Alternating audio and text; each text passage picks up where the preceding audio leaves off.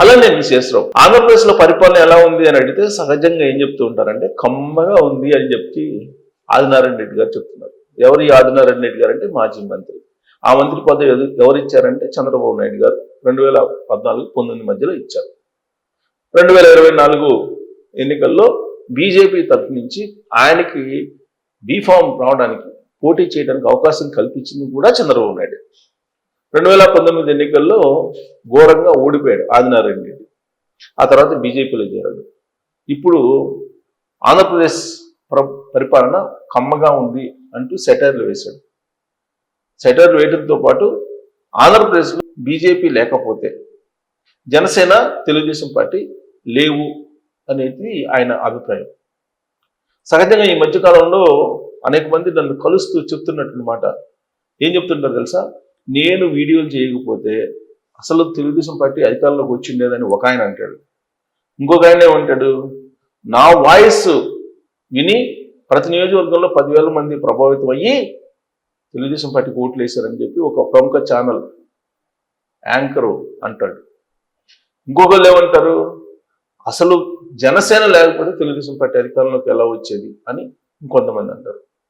BJP వాళ్ళు ఏమంటున్నారు, అసలు బీజేపీ లేకపోతే జనసేన తెలుగుదేశం పార్టీ అసలు అధికారంలోకి ఎక్కడ వస్తుంది అని చెప్పి మరొకళ్ళు అంటారు. తప్పులే. ఎందుకనంటే ఓటు వేసినటువంటి ప్రతి ఒక్కళ్ళు కూడా నేను ఓటేయకపోతే అసలు తెలుగుదేశం పార్టీ జనసేన బీజేపీ కూటమి అధికారంలోకి ఎలా వస్తుందని చెప్పి అంటూ ఉంటారు.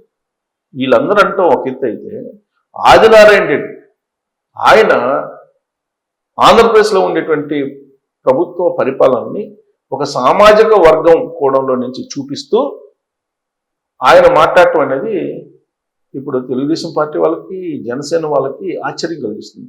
కారణం ఏంటంటే ఆయనకి అర్జెంటుగా ఇప్పుడు మంత్రి పదవి ఇచ్చేసేయాలి చంద్రబాబు నాయుడు గారు.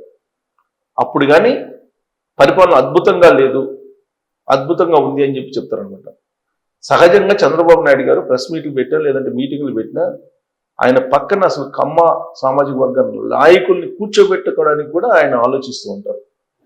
నామినేటెడ్ పోస్టులో కానీ క్యాబినెట్లో కానీ కమ్మేతర నాయకులకి ఎక్కువ ప్రాధాన్యత వచ్చిందని చెప్పి కమ్మ సామాజిక వర్గం భావిస్తూ ఉంటుంది. అయినప్పటికీ ఆ కమ్మ సామాజిక వర్గం అనే ముద్ర అలాంటి ఒత్తిడి చంద్రబాబు నాయుడు గారి మీద తీసుకొచ్చి లబ్ధి పొందాలనేటువంటి ప్రయత్నం చాలా మంది చేస్తున్నారు. అలాంటి వాళ్ళల్లో ఆదినారాయణ రెడ్డి గారు ఒకళ్ళు.